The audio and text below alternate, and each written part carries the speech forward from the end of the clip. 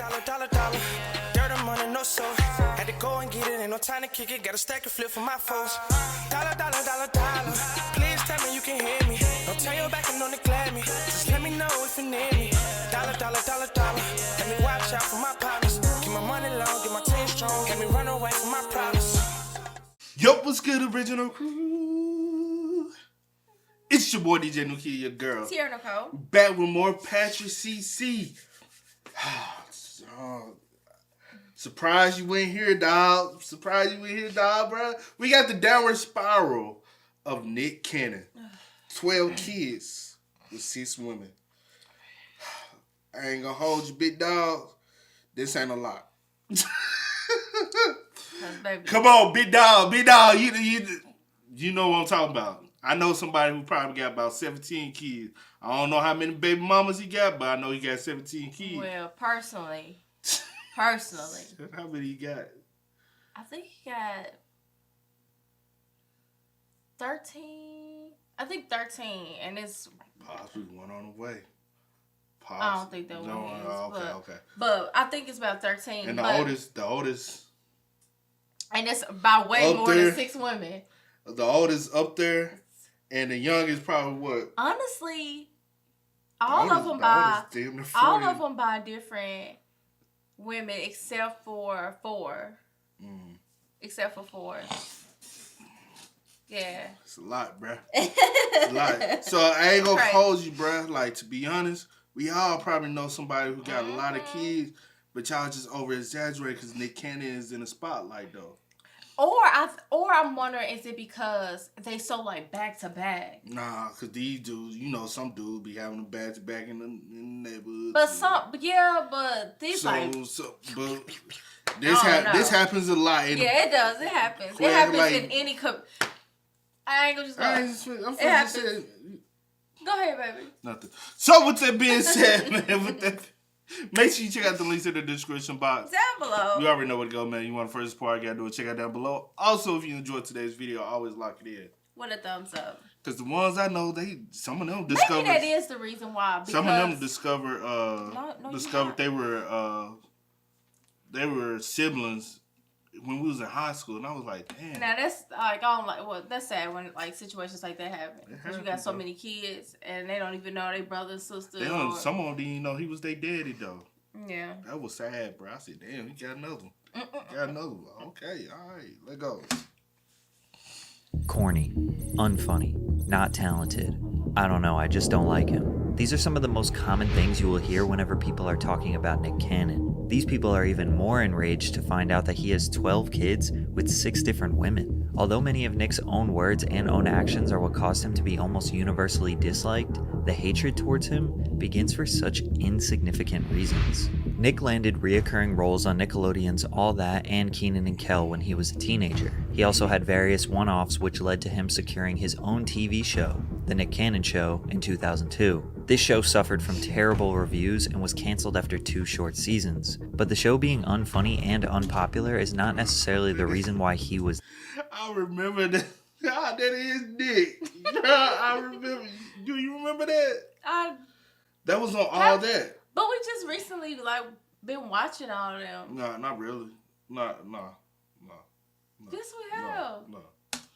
Short seasons, but the show being unfunny and unpopular is not necessarily the reason why he was disliked, because he also had a lead role in a very successful movie that same year, Drumline. This film highlighted HBCU's incredible dedication and pride towards their elite marching bands. While the reactions and reviews for this film are mixed, $57 million in box office revenue proved that it was a hit. Nick was popular, but his roles never portrayed him as the cool kid or the tough guy. Sorry to the band kids out there, but y'all don't got the coolest reputation. I know it sounds silly, but a lot of child stars become associated with their on-screen personality, leading to a warped perception of who they really are, and his next role did not change that perception. Love Don't Cost a Thing, where his character Alvin Johnson is a nerd who lacks any type of game or swag and has to force himself to be cool to land the most popular girl in school.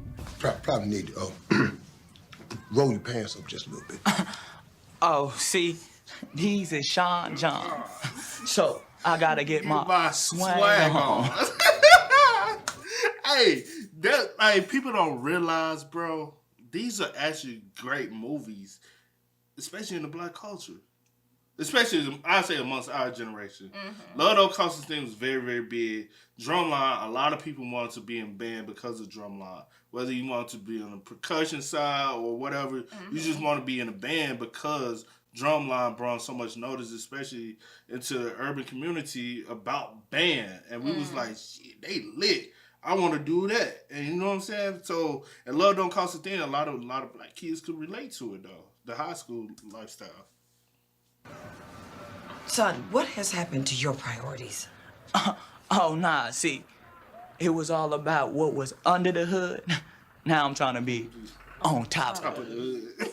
Nick played this role so well that people still to this day think that that's who he truly is. He was plagued with the child star curse, where he can't escape the image of his early roles, and people assumed he was some sort of privileged trust fund baby since he was on TV. But most people don't know that Nick Cannon escaped gang life in Southern California. Nick's father, James, was one of the original members of the Lincoln Park Bloods, based out of Southeast San Diego, California. James and his girlfriend, Beth, had Nick when they were still in high school, which led to Nick growing up in the Bay Vista housing projects around the Blood set. His father, James, got into some trouble, went to prison, came out reformed, and decided to move to North Carolina to live with his family and study ministry, leaving Nick to be raised by his grandmother and mother in the projects. James started a new family in North Carolina and had more children, but he didn't abandon Nick. James was a televangelist, which is a preacher that appears regularly on local TV, broadcasting their sermons. Whenever Nick was with his family in North Carolina, he was in front of the camera, singing, dancing. His father even gave him a segment on his public access TV show to do his stand-up comedy as an 8-year-old. He was raised to be an entertainer.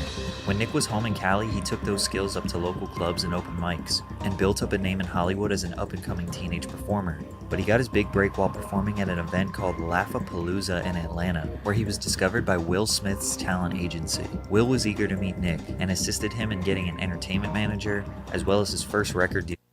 That makes a lot of sense, though.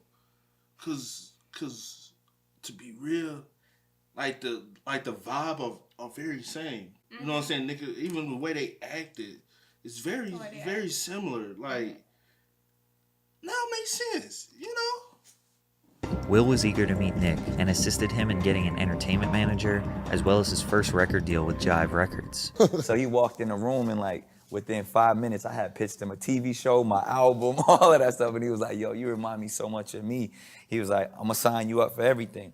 And gave me like my first deal. And I feel like... Nick was hoping that his music would revitalize his corny Nickelodeon image. Gigolo featuring R. Kelly was the name of his single that peaked at number 24 on the Billboard Hot 100 in 2004. At the time, R. Kelly was an icon. Not only did he carry the song, but Nick being next to him made Nick look even less cool. The beginning of his music career would ultimately be the peak. He dropped a few singles after, but they never generated much buzz. By 2006, he stopped releasing music overall. So Nick was not the cultural icon that kids aspired to be, but he was extremely successful, and was probably a better role model than most celebrities. I didn't even mention that he was an executive producer of Drumline and his Nickelodeon show. He had 2 deals as a producer going.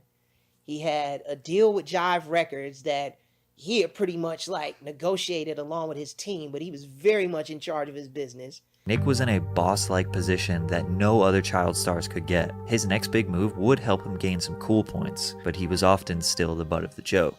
Wild 'N Out is easily his most notable creation, which is a sketch comedy and improv game show that had celebrity guests each episode. It was a destination place for fans of comedy and hip-hop. The show has been running since 2005. With over 20 seasons, Nick decided that he didn't want all the success for himself. He had Will Smith reach down and bring him up, so he was going to do the same for others. A lot of people forget how many careers Nick helped to amplify by starting this show. Cat Williams, Pete Davidson, DC Young Fly, Taron Killam, Timothy De La Ghetto, Affion Crockett, D. Ray Davis, Mikey Day, and many others. Nick was the host and... Tell my Pat, one of the biggest people forget about, Kevin Hart. You remember Kevin Hart used to be a regular on Wild 'N Out? Yeah, you said that. Back with the and I remember him, but I didn't like realize what's the plane movie? Soul Plane. Back with Soul Plane was kind of like in Kev early days when his career was little, like folks was like, who this little dude? He ain't really funny, he corny. Yeah. He was really on there heavy. Cat Williams after P-Man, he came on there, you know what I'm saying? And Michael Blackson was on there. A lot of like, folks. There was just a few, naming a few. No, But a I'm lot just of saying, people, like, some big names was. Yeah. Let me ask you this: which segment of Wild 'N Out do you like better though? The early Wild 'N Out or like the trend? Because it had went away, then they brought it back with this a lot of new generation when we got the Carlos. I guess Chico, both of them gave you something DC, different, so it's not really Tim. like. But I ain't gonna hold you. I remember them early days of Wild 'N Yeah, Out. I remember Them the jokes early was days. like, Which those that's were- what like get you to like liking it or whatever, and like Yeah. grow that love for it. But I choose the early day. I like the early day better than, but will I say- still enjoy both. I will say I watch more of the early days than I do, Mm-hmm. anything now. Producer, so he was very often the punching bag, and in comedy, anything goes, so they never held back. Nobody ever considered Nick to be the funniest or the most talented on the show. He still took it in stride, because he just secured a crown jewel as a wife, Mariah Carey. Just a few weeks after meeting, Nick proposed to the 220 times platinum superstar. It was hard to hate on Nick now. He was winning. He may be an easy target for jokes, but he was now a 10-year veteran and undeniably successful, and pretty humble. But there was one person who was very angry about Nick and Mariah's relationship, Marshall Mathers, and he had something to say about it. Eminem and Mariah Carey had a public back and forth beef that began after a short, alleged relationship that started around 2001. Eminem says that they dated, had sex, all that. Mariah Carey says otherwise. Did you date him? No. Can I just clarify that I did not have a physical relationship with him? I did not have an intimate relationship. The feud went on for years, mostly instigated by Eminem, but in 2009 he took it too far. The first verse on the track titled Bagpipes from Baghdad was entirely about Mariah. Mariah, whatever happened to us? Why did we have to break up? Nick Cannon better back the fuck up. I'm not playing, I want her back, you punk. Then he proceeds to call her the C word and said, Nick, you had your fun, I've come to kick you in your sack of junk. He also says, I wish you luck with the war. As you can imagine, Nick wasn't very happy with Eminem's words. His immediate response came from a lengthy blog post on his website. In this post, Nick kind of describes how his thought process was evolving as he listened to the song. He said he initially had respect for him, then he was confused because he heard his name. Then he says he felt sorry for Eminem. And he says, what type of grown-ass man lies about getting with a chick? Only Slim Lamey, LOL. Then I asked myself, should I go find this bitch and whoop his little ass? And then he says, I'm taking full action on you, Eminem. I don't know why no one has stood up to your chest yet, but I guess it's going to take a corny, whack-rapping boy toy from Nickelodeon to set you straight. As a matter of fact, I think you're going to bring my whack rhymes out of retirement. Your legacy has now been tainted from this day forth. You will now be known as the rapper who lost to corny-ass Nick Cannon. Nick couldn't have responded in a more, well, corny way. He admits to being corny. He knows that's what people think about him. And I think him admitting it solidified it forever. I don't know if you want that. I don't know if you want that problem rapping with Nick Cannon, Phil. I would never respond to Nick Cannon. Never. Listen, look. Now, look. The camera's on, right? He's legendary corny. He's been corny forever. Nick even claims that he went looking for Eminem. Almost. So he's talking about you kicking. Who else was gonna kick his ass? I went looking for that motherfucker. We had this conversation. Unsurprisingly, Nick never actually did anything. It was actually Mariah who handled the situation by dropping an absolute smash diss track called Obsessed. The reason why Mariah's diss was so cutthroat was because it was catchy, fun, and petty. Eminem turned on the radio and heard the girl that rejected him, but he couldn't help but get the chorus stuck in his head. Then when he Did you know that? Yes, I did. Even back then? Even back then. I did it was not a big, know that. It was like a. I wasn't It into, was like a huge. You I know think what I I'm saying? wasn't It was- into the drama back then. The music. Like it was like I can't remember like Ain't this exactly. the joint that Gucci was on? On a remix. Was on it a the remix? No, I think it was on the regular. I can't. I don't know. I don't know about that, but I definitely know the song. But I'm saying, ain't trying Gucci to, I on do it? remember him on something, but was it? Hold on, y'all. Let me. And I know y'all gonna be yeah.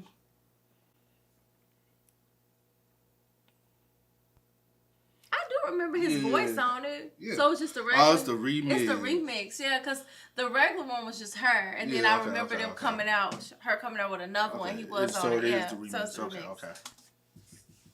The music video, he saw himself being depicted as a creepy stalker. Eminem quickly responded with a diss called The Warning, where he held back nothing. The lyrics in this song are so brutal that if you said them today about a woman, you'd lose everything you have. Regardless, Eminem fans think that Eminem won. Mariah fans think that she won, and both fan bases agreed that Nick Cannon lost. He didn't beat up Eminem, he didn't make him apologize. He swore up and down that he tried everything to get face to face with them, but he actually made it worse. This guy's good, bro.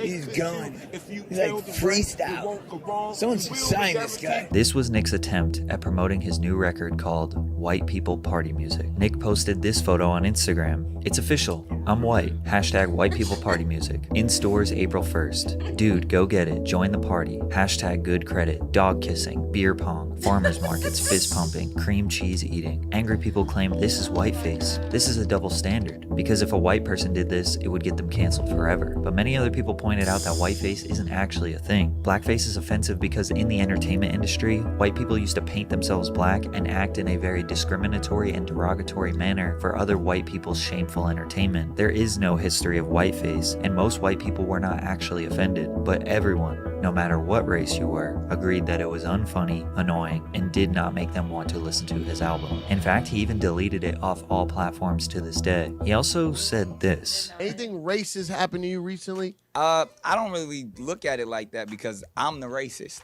You're the racist. I'm very racist. I'm blatantly Please tell us what racist. happened. Example. I've never heard someone so proud of it before. I am proud to be racist. Okay. I mean, because when you think about what racism actually is, or a racist, it's one who believes their race is superior over certain things. Okay. You know what I mean? There's certain things that I believe my race is superior at. For example? Sex category. It's tough to tell if this is a joke or not. Bro, I couldn't take that serious, bro. And I guess, like, you know, certain people try to take the notion and so they can't be offended by certain things. Yeah. So I look at it like in that type of light of you're not gonna offend me by something because I'm gonna take you know. Yeah, I know what you're saying. So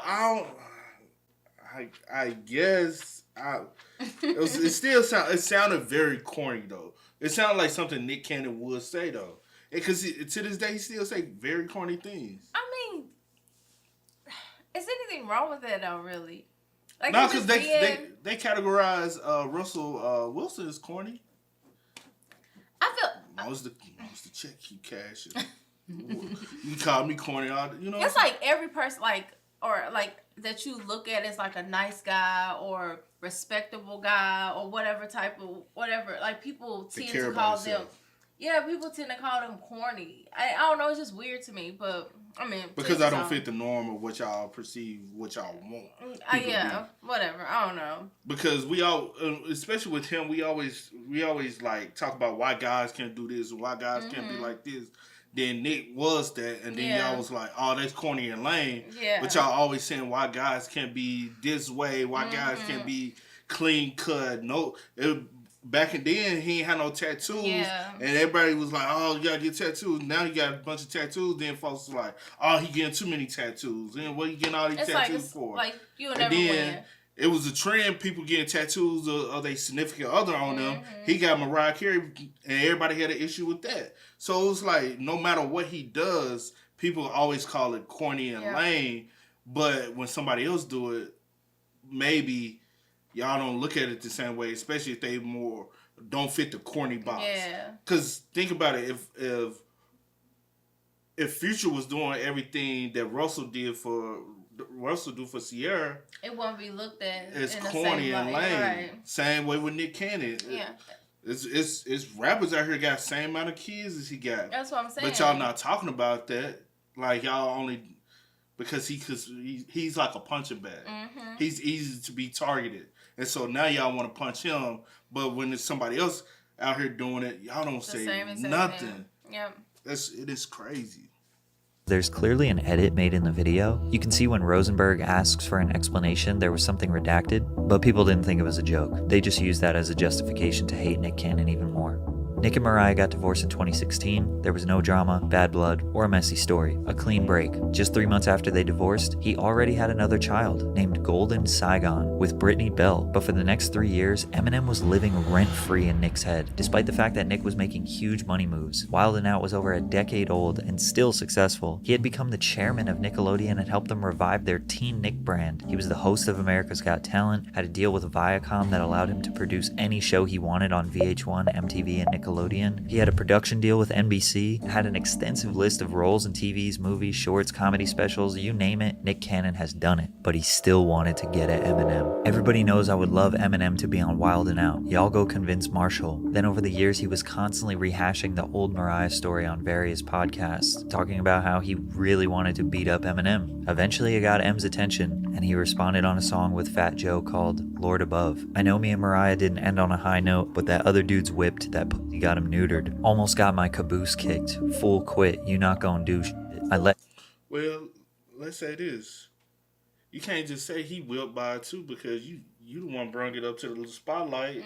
And so technically, if y'all did have a relationship, for you to even want to rap and diss her as a male dissing a female, it's kind of mean you a little whipped too, right? So, but people won't perceive it that way because, again, Nick Cannon is the punching bag. Nick Cannon is the corny guy. Nick Cannon is perceived to be the weaker. No matter what he individual. do, what he try to do, he always be. Because people ain't looking at this with like, how you gonna call dude and dude weak when you were probably even more. So, I never get it. And to be real, we don't know if the reason why Eminem probably lived rent free in Nick Cannon's head, because that whole situation can stem possibly due to part of the reason why they divorced. We don't know because we wasn't in their marriage. We don't know because they're not gonna say what failed their marriage. But that whole situation could have been a part of the reason why their marriage didn't succeed the way they wanted it to. We don't know. But that's the reason why, you saw she was married, bro. And she got married, in 2009? I think this was. I think that's when. No, 2009. But anyway, but you said your relationship was back in 01, 02 with her. That's a long time to wait, and then now you want to say something. Yeah. That's in all reality, that's lame as hell. That's like that's like a dude want to say he had a relationship with you now because you married, and then y'all was back in high school or some shit. Yeah. You'd be like, okay, bro, there's like plenty of people came in between. Right. Like that's irrelevant, bro. And it's just like it's corny and lame. Got my balls off too before I lost to you, Nick. Then Nick responded with not one, not two, but 3 diss tracks of his own. Ain't no coming back, that's a fact. This the invitation. Told Joe to lean back, don't get hit with this retaliation. To be the king of the room, ludicrous, lucrative lyrics. Now all you do is just cry like you got Tourette's and hysterics. Maybe it's your mommy issues. I see why you hate us, pretend you love us, but you really jealous. Wanna be brothers, Christopher Columbus. Nick Cannon trying to act tough on a record just doesn't really work for him. He said the only reason he dissed Eminem was for the sport of hip-hop, and ultimately to get him on his show Wild 'N Out. He thought he was about to ignite a back-and-forth rap beef, but Eminem never responded. Well, he did tweet that he demanded an apology from Nicholas. Of course, Nick didn't apologize to Eminem, but he did apologize to a different group of people for some comments he made on a podcast a few months later. Nick posted a Cannon's Class podcast episode with Professor Griff. Griff was an ex-member of the rap group Public Enemy who got kicked out of the group in the 80s for making anti-Semitic comments. The main comments that got him fired were, and we're defining who the Jewish people are, because I feel like if we actually can understand that construct, then we can see that there is no hate involved. When we talk about the lies, the deceit, how the fake dollar controls all of this. Nick then goes on a long tangent about how non-melanated people lack the power of the sun, and out of jealousy they decided to become soulless savages who destroy people of color. And he discussed how he feels about the powerful people who control this country and was accused of spreading conspiracy theories. Viacom released a statement. While we support ongoing education and dialogue in the fight against bigotry, we are deeply troubled that Nick has failed to acknowledge or apologize for perpetuating anti-Semitism, and we are terminating our relationship with him. Nick then took to Facebook to write a 1,500-word essay about his relationship with Viacom, an apology to the Jewish community, and ending with a statement that Viacom is on the wrong side of history and that he demands full ownership of the Wild 'N Out brand and an apology. But they didn't budge, and the way this situation ended was by Nick doing a full-on apology press tour, where he went on various major media platforms condemning anti-Semitism, redacting his comments, and educating himself by having conversations with Jewish people on how to not further the anti-Semitic rhetoric. He got his deal back with Viacom, and in celebration decided to have 10 more children in the span of 3 years. December 23rd, 2020, his child... I shout out to you, Pastor, you do good things, but don't link those two. They ain't got nothing to do with me. You know what I'm saying? And maybe it's just the timeline. It just flows. It ain't that it's correlated. And to be honest, he went on an apology tour. I think same way we do with a lot of people. We move on from the situation. No point in bringing it back up. You know what I'm saying? Because it's kind of like you throwing it. Never mind. Powerful queen was born to mother Brittany Bell. 6 months later, his children Zion Mixolydian and Zillion Air were born to mother Abby De La Rosa. Then just 2 weeks after that, he had another child named Zen, born to mother Alyssa Scott, who unfortunately died of brain cancer just 6 months later. In June of 2022, 1 year later, he had his child Legendary Love with mother Bree Tiesi. Then September 14th of this year, he had child Onyx Cole with mother Lanisha Cole, and 2 weeks after that, he had another child, Rise Messiah, with mother Brittany Bell. It's also been announced that he's expecting another child with Abby De La Rosa and another child with Alyssa Scott. So Nick is basically getting 3 different women pregnant at the same time 2 years in a row. Now, he's been subject to a lot of criticism for his procreation, but not enough criticism on the choice of these kids' names, though. He's made it very clear that this is his intention. He wants to have this many kids, and he sees this as a blessing. I know you said you won't call him a bad dad, but I will. He's not a good father. He may be kind to them and give them all the financial security and things they'll ever need or want, but he'll never be able to give them the attention and hands-on love they need. Nick has assured people that when he isn't working, he's spending all his free time with his kids and giving them the love they need. I mean, he better keep working because he's gonna need like $100 million to make sure these kids live a good life. But I'm sure these kids will be grateful he amassed a fortune for them. I only saw my dad once every other week for my whole life, and I love him. People aren't quick to defend Nick Cannon because he doesn't have an extensive artistic catalog that is universally loved. But if we are being honest, he has had an incredible career, and the fact that he escaped the projects and built an empire for him and his family is admirable. He definitely let his ego get the best of him at times, and as a successful man, that is bound to happen. He may be corny, he may have a questionable view on a healthy family dynamic, he may have said some bold and irrational things, but there are worse role models. I think he's still overhated. But in 20 years, it's likely that Nick will probably end up in the same beef that 50 Cent has with his son today. Hopefully he doesn't wish his son to get hit by a bus. Oh, you don't believe me? Well, check out this video. So, the only thing I'll say, to be honest, we can't say whether or not he's going to be a good father or not. For one, we're not in any of the women that's having the kids by him. Because it seems though, he's doubling back now, having a kid. So these women also choosing to have the kid with them. And that's the thing. That's why I don't speak on people's situations. Like, whatever type of agreement you got with these women that y'all all have together, that's between y'all. Like, no one else has anything to do with that. Y'all not feeding these kids. Y'all not putting no type of clothes on their back. Like, nothing like that. You know what I'm saying? So, like, when it comes to, like, people, situations, and kids, and family, and all of this, and households. Sometimes you gotta learn how to tune out. That ain't my business. You know what I'm saying? Yeah. And to be real, the main majority of the video is just a story trajectory of his whole career. Yeah, just like a timeline. Yeah. Because the kids thing was very like in and out. Mm-hmm. So to be real, like, and it just was trying to show how the reason why like everybody's viewpoint of who Nick Cannon is, and nobody really knows the man of Nicholas Cannon. You know what I'm saying? I think that's his, I don't know. I gotta look his real name up, but everybody know the persona and the moniker of Nick Cannon. But nobody really truly knows the actual true individual of who he really is, and so you don't know the mindset this man. And it's like, do you even try to get to know? Y'all just go with what has always been put out there, and whoever comes along, no matter who it is, that's all that's ever out there. He's corny, he's this, he that, and people just go along with it instead of trying to actually get to know him. And you know, one thing we know for a fact though, he's a hard worker, he's a grinder. He looks as though he's a hard lover. From my viewpoint, that's what I see from him. He embodies what everything that you should set out to be. Now, are we all perfect? No one's perfect. We all have our own flaws. But how are you, the Brianna chick, gonna say, hey, he's not a good dad?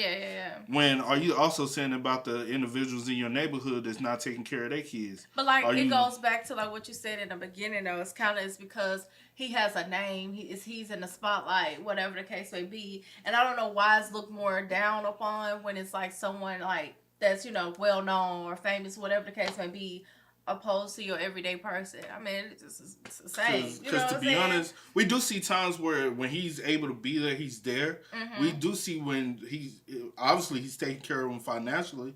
A lot of us live day to day seeing a kid grow up without a father, but we know the father has the means financially and the time to take care of him, but he still don't step up and do either one. So it's like, which can take a mental and emotional toll, like, on that child. Yeah. So you know what I'm saying? Like, we can't necessarily say, hey, he's not a good dad. Who knows? He probably be one of the best dads, or is a great dad to his kids. Yeah, we don't know that. Like, unless you spend time with him, or everything is an assumption, and most assumptions you make an ass at yourself. So you never assume anything, because what you're assuming can be 100% false. You're painting this false narrative of someone without actually getting to know that person. You know, like, to be real, like, we all got to. Every time now I see Nick Cannon got another kid, I'm like, oh, got another kid on way. I don't even think about it. You know, some people be so pressed. Damn, Nick got another kid. When that man gonna start having kids? Yeah. Well, I could say the same thing about your auntie. When she gonna stop spreading her legs open? Same thing about your uncle. He showed a Rolling Stone. Yeah. You know, like, we got people in our everyday life that's doing the same thing, or even worse.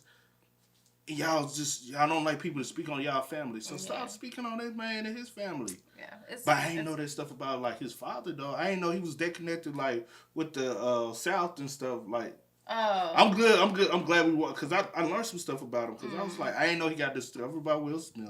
I ain't know his father. Yeah, I didn't know that. I know his father was a part of the game. I knew that, but yeah. But I ain't know he went into ministry and tried to change his life and all that stuff. I was like, oh. Yeah, that was new information, so that was good to know. And I ain't know about the beef. I know about the song, Why You So Obsessed With Me? Yeah, I thought you knew about that, but yeah. I didn't know. I'm like... Yeah. I remember watching that on 106 Part. Never knew. I never knew. But, man, make sure y'all spell. You got anything? No, that's it. Man, make sure y'all spell us up. Let us know y'all thoughts and opinions in the comment section down below, man. But as always, y'all know how it go, man. I do go by the name DJ The Kid. This is Sierra Nicole. We are. Gotta go and get it, ain't no time to kick it. Gotta stack a flip for my foes. Dollar, dollar, dollar, dollar. Please tell me you can hear me. Don't turn your back and don't neglect me. Just let me know if you need me. Dollar, dollar, dollar, dollar.